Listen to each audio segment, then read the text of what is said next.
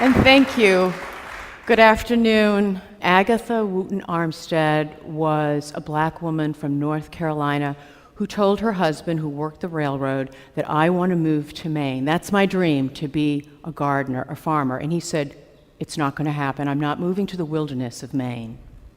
But she convinced him with her $2,000 that she'd saved as a Rosie the Riveter during World War II. She was also a trained pianist. She was given the opportunity to study piano at the New England Conservatory of Music. She convinced her husband, let's move to Maine. And so he went, but only on one condition, that she learn how to make beer. And so she did, and root beer for their 10 children, 9 surviving. It was after she raised her children and became this extraordinary self-taught horticulturalist and gardener, organic gardener, that she decided that they would become foster parents. And I came into their care at 2.5 years old.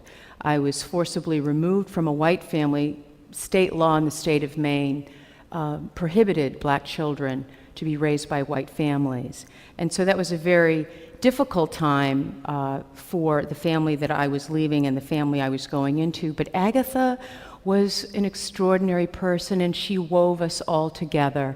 And she saw that I had this innate propensity to not just slop pigs on the farm, but I was grand jetéing, and I was bourréing to the chickens, and I was doing port-de-bras, not knowing while I was picking the blueberries. And she's, I've raised 9 children out of 10, what is the child doing in the field? We were on 60 acres in Maine, backwoods Maine.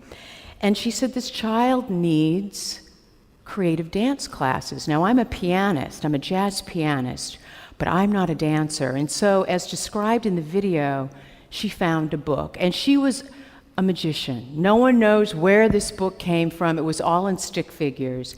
And so, in her S-shaped body, and I describe her that way because she had suffered a radical mastectomy in a time where the rib and the armpit, part of the armpit, were removed. She had Paget's disease, which is a softening of the bone, and so she was bowed. She had phlebitis as a result of the mastectomy. In this S-shaped body, she, with the stick figures, would show me first and second and third and fourth and fifth and sixth positions, all with the arm positions. One big arm, one small arm, nails always polished red. And we moved the same way as the stick figures, so there was no fluidity in the movement. It was very, first, and we were doing this robotic thing. And then she would go to the piano, and she was playing, Lion Willie Smith. She was playing all kinds of jazz music, and I was instructed to hold on to the doorknob of our farm closet door, and I would face that door 1 hour a day, practicing these steps. And that was my introduction into what Louis XIV maybe took for granted at Versailles at the age of 9, that this black woman from North Carolina who bought a farm for $2,000 was teaching me classical ballet that absolutely flabbergasted Esther Brooks. To see this relationship come together through art as a child was miraculous. It was Agatha that said, we've got to get you to the Cambridge School of Ballet somehow. And we made a pact. She said, we're not going to tell your social worker. Shh. We had lots of secrets. By the way, Agatha, among other things, was able to find the wiggle room between the rules. We love this, the creativity in her critical thinking. And so she said, you're going to take the Trailways bus. I was 9, and you're going to go by yourself, and you're going to cross state lines. And I understood what was happening. I knew the gravity of this because I knew this was the gateway to future, a beautiful, heavenly future, because my experience with dancing was either toe tapping on the Ted Mack Hour or the June Taylor Dancers. Anyone with me in the audience? And so, just seeing that formation, dancing was so extraordinary to me. And so there I was on the Trailways bus. She said, don't talk to anyone. Of course, I yammered on to the bus driver, and her son, who was a police officer, met me on the other end, and there we were whisked off to the Cambridge School of Ballet. And there we were at the Oddfellow building in the mouth of Harvard Square, and I had never seen anything like this. I was in my red Keds, I had my best capris on, and I ran upstairs, and Esther stopped and she said, "The audition's over, dear. You've missed the audition. But since you're here, let's see what you can do. Let's change into your leotard and tight." Leotard and tights? And she said, "Yes." Well, I said, I didn't have, I had my first, second, third, fourth, fifth, sixth positions with arm movements and my red Keds. And she told me to go into the dressing room and find something in the lost and found. So I ran and put on red pilled tights and a black washed out leotard, which hung down to around here. And I came back out, stocking feet, and I got into all my positions. I no longer wear red Keds, did you notice? But I still wear red shoes. And I got into those positions, and then she took me to the corner, and we did a series of chaîné turns, which is a series of consecutive turns. And she said, "Well, dear, where did you study?" And I didn't want to take her down this road of my life. And so I just said, "Grandmother." And she was stunned, and she immediately walked out this huge, beautiful building with floor-to-ceiling mirrors and fleur-de-lis banners everywhere. And she said, "This child has won a scholarship." And that scholarship lasted for 8 years, full scholarship. Esther knew the gravity of this circumstance for me. She soon found out other exponential circumstances in my life, and she provided car fare. She provided meals during summer. The power of one creative person.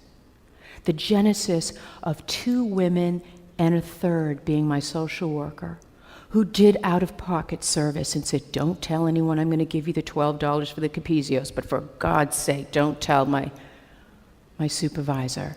People who found the creative way to make a way for a child.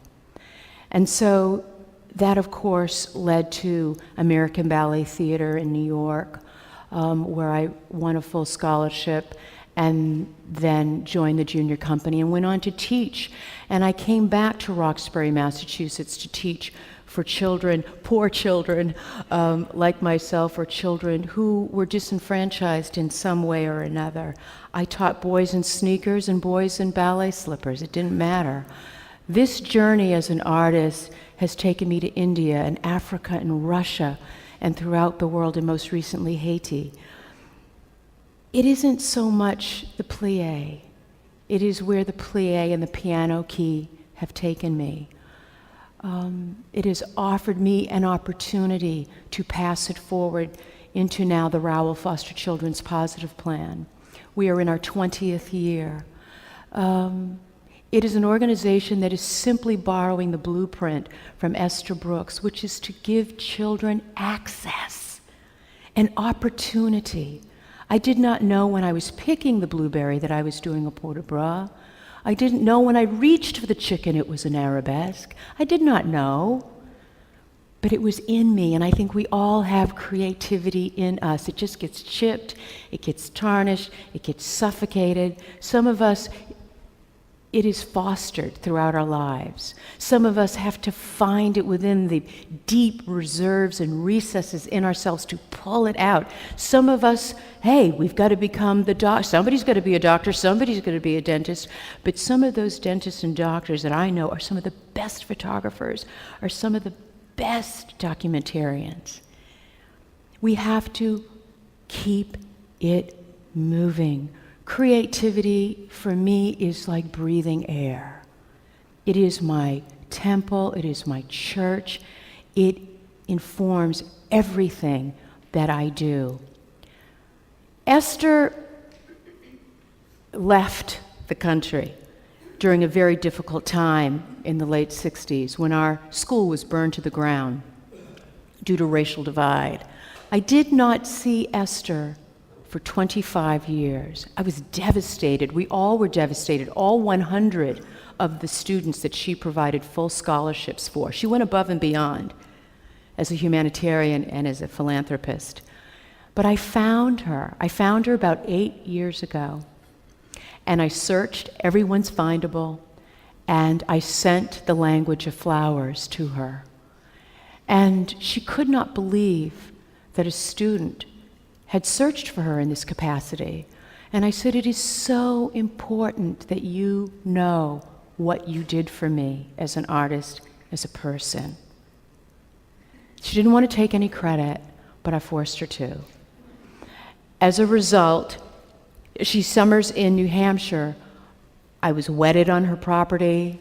We've gone to Sicily together. She wants me to go to Turkey. Oh yeah, she goes to Turkey and Syria and places like this that the State Department wishes that she wouldn't. But she is 85, and we travel together.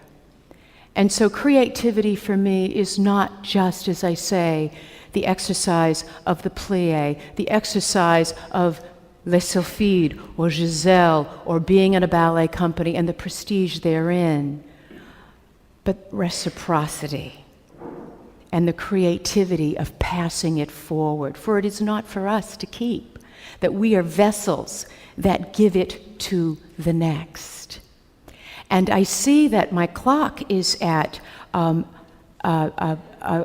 pure zero. And so would that mean that there is no time to recite from the book? Maybe very quickly, I can recite very quickly. 1 minute, okay, 1 minute I can recite from the book. And so quickly, since I expressed the farm, I will just simply say what it was like getting that heart spirituality from Agatha. I promptly turned over, faced the wall, my nose against the moist air, held within the 200-year-old plaster. Ma was not only fiercely modest, but she was protecting my young eyes from seeing her disfigurement. This night, however, I needed to see for myself how deep her wounds were, how heavy her burden. Still facing the wall, I watched Agatha's shadow and silhouette fighting against itself on the pattern wallpaper. I had to see more. Ever so slightly, I peered over my shoulder to witness the agonizing struggle that she undertook to unfasten her corset with her phlebitic fingers. Curious to see what else was to be peeled away, I continued to spy as she removed her wig and pinned it onto a styrofoam form, moving next to lovingly applying cold cream to her face and throat. "Vicky," she whispered, not turning around to see whether I was awake or asleep, "always remember that the neck and chest are always a part of the face." In closing, Agatha knew all and sensed, of course, that I had been watching her. She knew that I had seen her without her wig, 2 thin braids